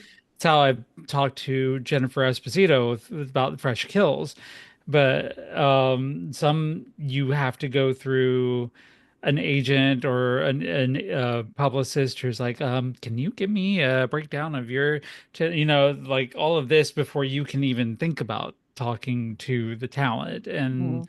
so, I mean, we've been lucky to talk to a lot of great people here on this show, present company included here.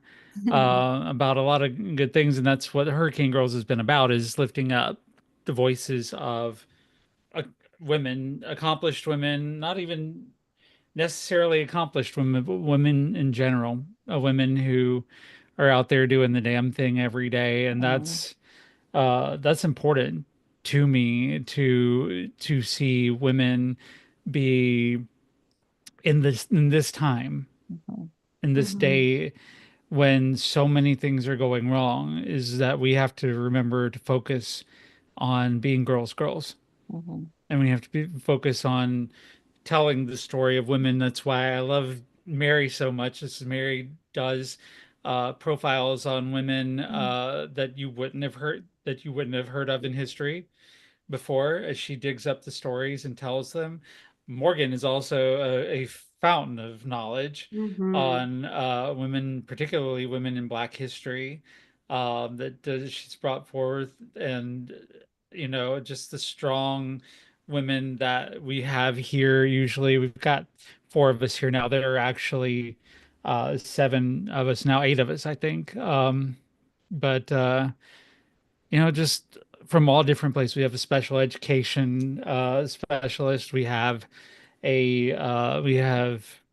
entrepreneurs. We have authors, singers, just a whole great amount of women. And I love seeing, especially women who do the kind of work that you do with your films, which definitely speaks to women. But having said that, have you ever thought about making a film centering around a historical woman? I know your genre is usually more Mm-hmm. towards the horror side of things, Mm-hmm. but have you ever thought about making like a biopic Mm-hmm. or something like that?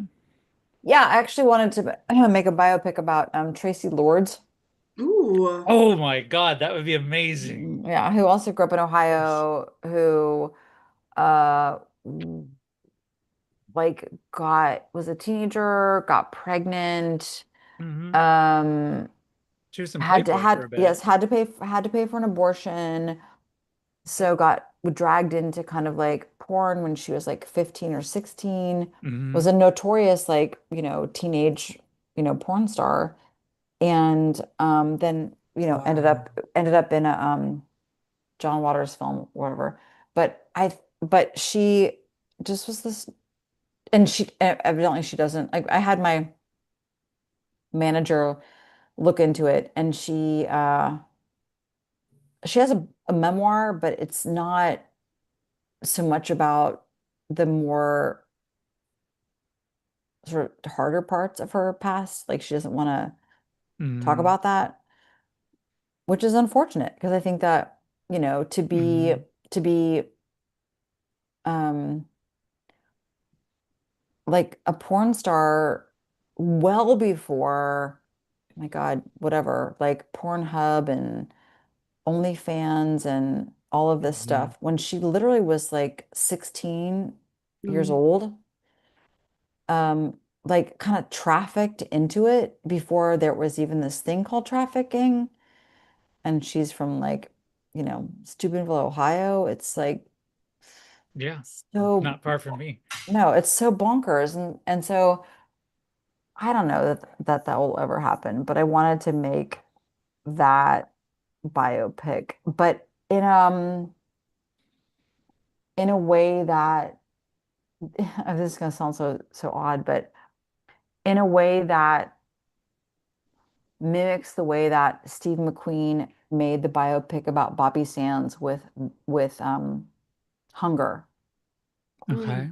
Hmm. It's a beautiful film that Steve McQueen made in 2009 about Bobby Sands, who was the part of the, Irish, Republican Army who did a hunger strike in that prison. And that film is Hmm. so, it's like stark and hard, and it's like an opera, it's not like I, Tanya or something, Mhm. like I love I, Tanya for its campiness, Hmm. but I think that you could make, I think I would make a biopic about Tracy Lords that was more like an opera than something like campy and desperate. So that's, yeah, there's that.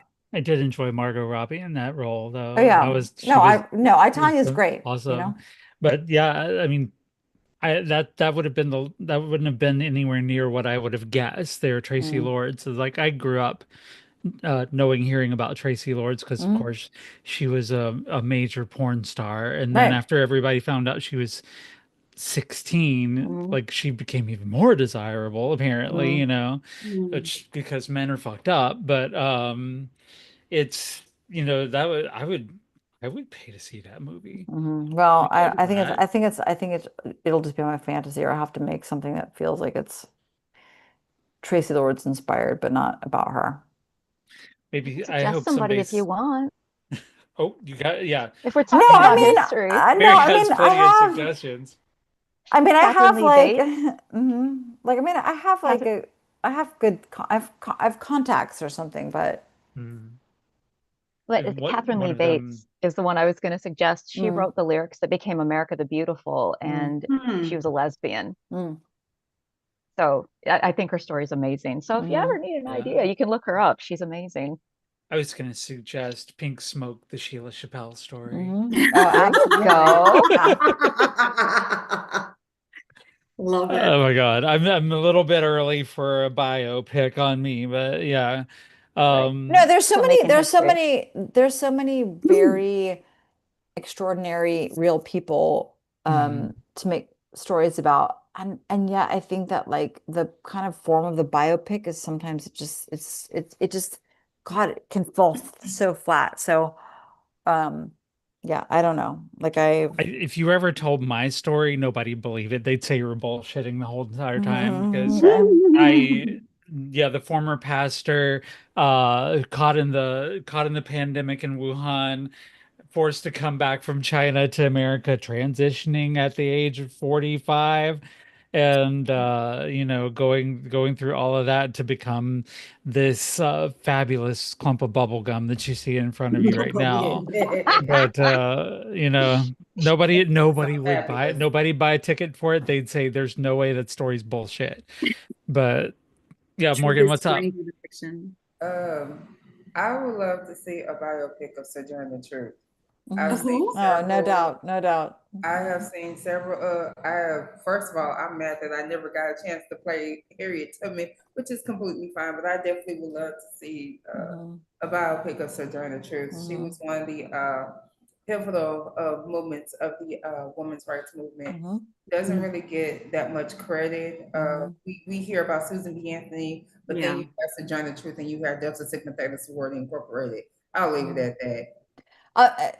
Morgan, can I tell you that like I commissioned a friend of mine who's a doll maker to make me a Sojourner Truth doll, Oh, I love that. which I have. Word. Hmm. Yep. Jennifer's such a badass. That's Hmm. amazing. I love that.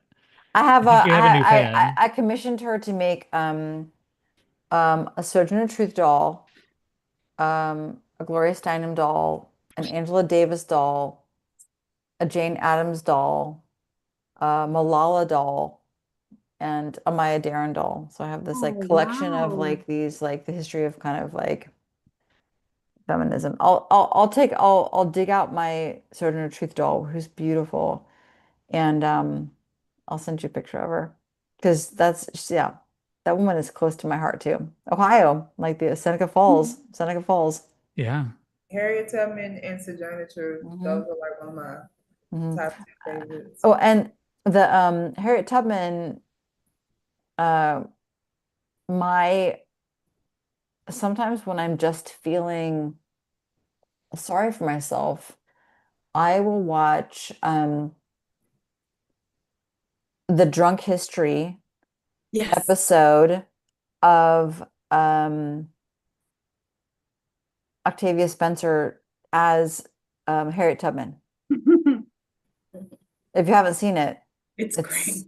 so good and so funny, and I just like it resets my brain. So Yeah, I know when I had first, as an adult, went to Maryland and Delaware, mm, I literally saw like the passage and the markers of where she had took people from the Underground Railroad, and I mhm. was kind of like, I almost cried.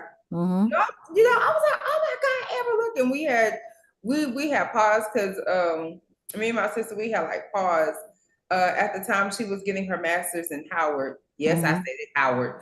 And Hmm. she was getting her master's, and we were going to Delaware to this apple orchard. Best ice cream ever. So listen, they put Dairy Queen and Bluebell to shame. Y'all know I'm a Texan.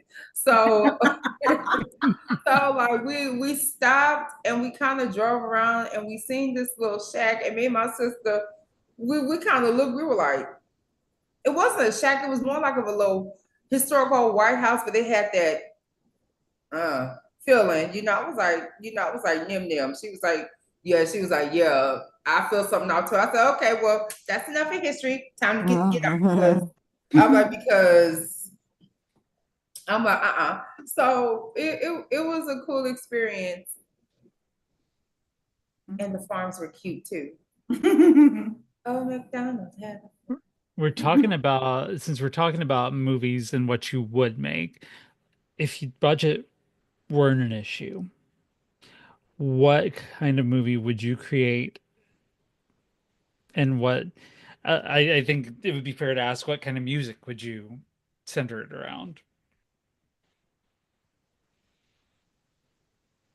Um, I mean, honestly, the music. I would center around like people who, like musicians who needed a boost. I mean, I love listening to music, and I there are so many awesome songs that exist, but I would love to, give new composers, underrepresented composers, some, some chance. Although I also say that I love, my kids tease me for this, but I love yacht rock, just like, Yeah, I can tell. just The that kind choices of of, songs for Knives and Skin gave that oh, away. or it's just like real easy breezy, and also the kind of emotionality of those songs. But I would do it in a way that wasn't so yacht rocky. Like I think that could, like I think that like Steely Dan could be reimagined in a Yeah. more electronic way, or I don't know, something like that. So possibly Jen Lennon's first lead role in a movie. There you go. I actually Snow, had a funny dream about that. I had a nightmare once where a mistake was made, and I showed up to a Jennifer Reeder film ready to conduct the girls. And Jennifer's like, "Oh, there's been a mistake. You're the lead actress." And I was like, "What?" And then I got booted off the set because it was a really bad mistake. And it was just the most bizarre nightmare. I think it was probably one of those marathon weeks we had, Jennifer, it's where we were like living on the set. But Snow White in da, da, da, whatever yeah, the there title of you the movie is. go. There you Snow go. White's Revenge or Mhm. something. I know you've got to get going here, Jennifer, and got to get the mom thing in here. So thank you so much for taking time out to visit with us tonight. It's been an honor, a pleasure, and I can't wait to see what happens next. Yeah, Absolutely. I've got some Mhm. other things in the hopper. I mean, right now it feels like it's a very oddly sort of like sluggish time for Mhm. films getting made at certain budgets, but and of course like the world continues to be a disaster. But I think it's really important to understand that art and culture will save us. When I will say this since um Sheila, you loved uh Signature Move. When Fozzie and I were um finishing up Signature Move, that was in the fall of 2016.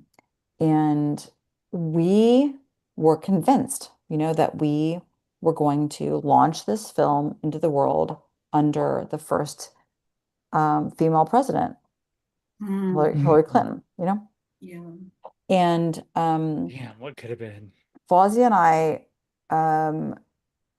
we were leaving the States. We had a an award from a film festival to do like the final color and final sound mix at a through a film festival in Mexico. So in 2016, the day after the election in 2016, which didn't go how we thought it would, Fawzi and I went to Mexico with this film about people of color, about queer folks, you know, about immigrants. And man, we like cried in the airport. Mm. We ended up in Mexico just feeling like, and it was the film festival was at this like very resorty kind of hotel where a bunch of white people had gone there too, feeling like, okay, like you love the resort in Mexico, but you like the Mexicans. It was so complicated and so hard on our brains. Hmm. So we felt real bad for about 12 hours.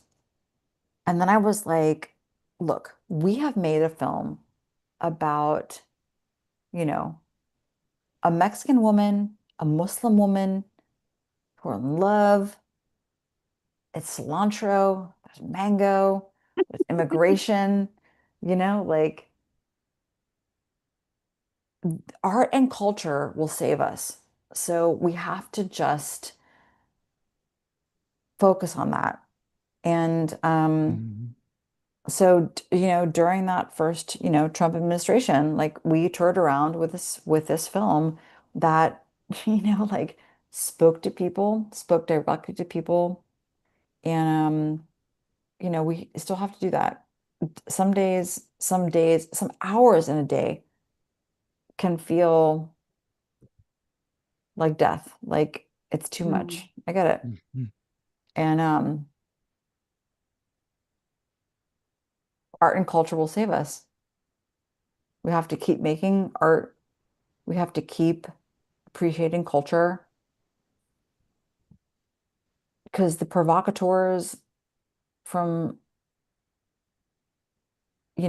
cave people, from the dinosaurs, there was some rogue dinosaur, you know, who was like, who was like, get a load of this guy, and who changed everything, and or at least was a beacon for other people to look towards. So, um, you know, I didn't grow up. I grew up around tornadoes, not around hurricanes, but you know, like let's think about, you know, really like always leaning into embracing, making, um, art and culture a priority as a survival strategy. I love that thought. I'm going to take that and hold that one.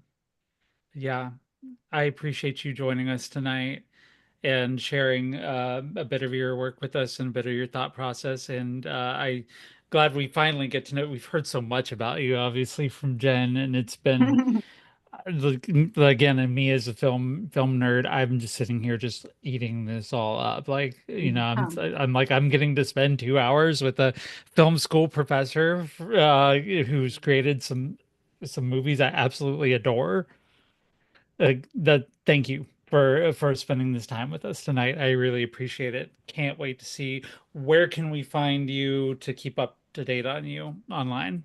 I am on Instagram at the Jennifer Reader. I am on Ye Old Facebook, which I only go to for memories because I love that, but who cares?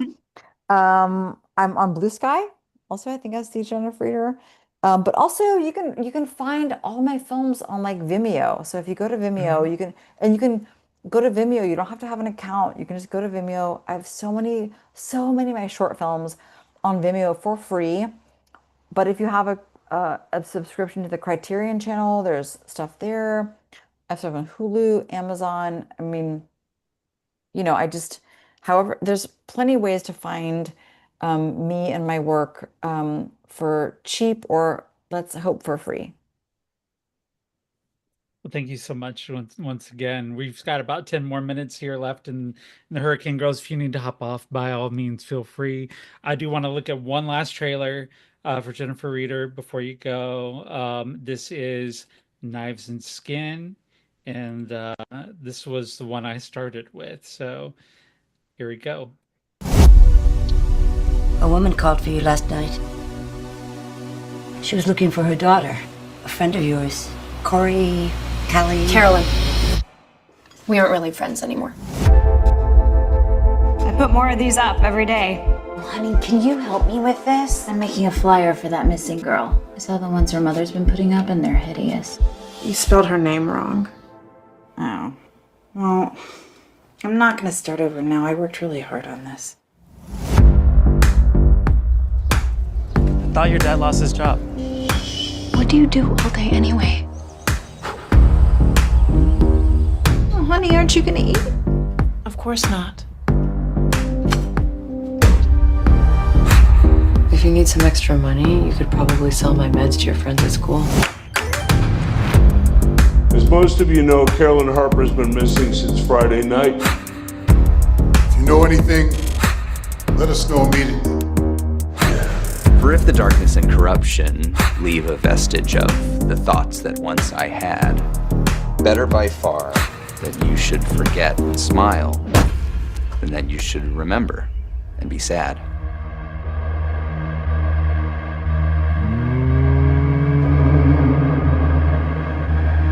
Can you feel that?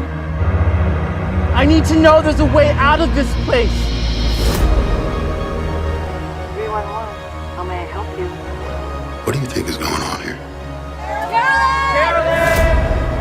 It will almost kill you, but you will not die from this. You were warned! I will rise. If only. Tell me where she is!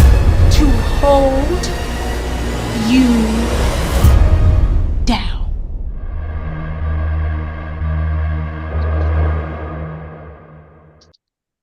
That's Knives and Skin featuring Mo's face says it all. Absolutely. It does.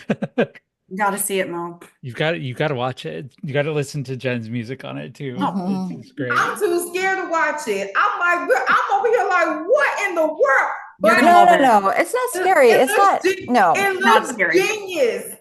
There's no jump scares. It's not scary. It's like, you know, Okay. it'll get under your skin, but in a way that you'll want for that to be under your skin. I promise you. Yeah, it's a great You'll movie. love it, I Mom. enjoyed it. It's giving Children of the Corn. Corn. That's what it's giving. It's like what kind of fuck shit is going on? But I gotta see. I need snacks. Right? Yes, get No, the popcorn especially- ready. Let me go get my okra. All right, so it's time for our final thoughts, ladies, and I think we should start tonight. Final thought from Jen Lennon, since you are the most familiar with our guest here. Give us your final thoughts for the evening. Well, I just want to thank you for having Jennifer on. Jennifer, thank you. You're a busy woman. I'm so delighted you were able to be here tonight. Now the listeners and all the Hurricane girls know why I'm so obsessed with your work and why I will stop everything to work with you again, no matter what's going on. I feel so many people in today's world just talk about being authentic, talk about what they believe in, talk about what moves them. And Jennifer just does it. And she's been doing it for decades before it was even a thing. So I say it every show and I'll say it again. There's nothing I love more than people who are just authentically themselves. And Jennifer, you inspire me. And I cannot wait to see what's next. So thrilled. Cannot wait to be a part of what's next, even. Oh, And hopefully, seriously. right. I love it. Mary, what's your final thoughts for the evening? It kind of stole your Well, thunder since from some of it earlier, but since I went ahead and put it out there already, but Jen had mentioned earlier that Jennifer treated everyone on set equally with humanity. And, you know, with the content I create, I cover women from around the world, and I work really hard to say their names correctly in their native language. Usually it's mimicking but like I have a video out about a Filipina now, Teresa Maglanwa, and I've gotten so many comments on there like, thank you so much. Thank you so much for saying her name correctly and saying Manila instead of Manila. It's disgusting to me that people have to call that out and be like, yay, because it's not the norm. We are the exception to the rule because we treat other people with respect. And we like, I don't have somebody tell me their name is Jose and I'm like, no, it isn't. It's Josie. You know, so it's, I think it's really sad that we have to be praised for the modicum of respect that we offer other people, for fuck's sake. Yeah. But it deserves the praise, I think, because it's so unfortunately rare. I dream of And a world where it's unnecessary. I agree. Yeah. Morgan, final thoughts for the evening? Well, thanks for being on our show. It was amazing to meet you, especially meeting one of Jen Jen's peers. I think that's so cool. One of the things that really got me was the fact that you stress equality, and also making sure the stylists and the makeup artists were able to do everyone's makeup and hair. I can't tell you how many times some of the greats like Whitney Houston, um, Taraji P. Henson, Monique, and a whole list of either someone didn't know how to do their hair or they had to bring their own makeup or they had to bring their own stylist to do their hair. So I think it's really important as a director that you went out your way to make sure everyone was taken care of. Because again, you know, although my hair texture is unfortunately tolerable for Hollywood standards, still it's still important because everyone is not a 3B like I am. So, you know, it's easy to handle 2A all the way up to 3C, but you know, 4A, 4B, and 4C deserve to have recognition and have their hair taken care of. And plus, I'm particular about who's in my head. I do my own hair, so it was nice to meet you. I wish I was in better spirits because I would have been cutting up and smiling a little bit more than normal. I'm glad you're here tonight, Mo. Honestly, Same. I wasn't expecting you to be here because I know you've been going through it, but I am always so happy to see you and, of course, the rest of the Hurricanes. But you especially, you got my heart. Yeah, And well, I'm glad. I'm telling my glad. sisters I had to show up. I'm so glad you did. And a shout out to our other Hurricanes that are out there. Abby just texted me, and I guess she's enjoying the show from watching the baby. And yeah, it's been great to be here. Jennifer, of course, thank you for feeding the soul of this film nerd here. I'm that one that watches the DVD extras before I even watch the movie. And like I want to see hear the director's comments, and this has been just like that, but in real time. And I appreciate that so much. And I just want to say that I appreciate that there are women like you, like Jen, you know, and the rest of the Hurricanes too, who are doing their thing in other fields, but women who are out there creating, providing voices for women, still speaking truth to power in the face of fascism. Let's just be real, fascism taking hold in the world. And I hope we stay strong and do it, and we can follow the example that you're setting, and that other young women will come up and make films in your style and give with your message, you know, here in the future. But thank you so much for what you've done here. Thanks for being with us. I do have to land this plane. So for everybody out there watching, from Hurricane Morgan, Hurricane Mary, Hurricane Jen, and now our new honorary Hurricane Jennifer Reeder. Thanks for watching. I'll get it right. Chin up, tits out, ladies. Have a good night. Bye-bye.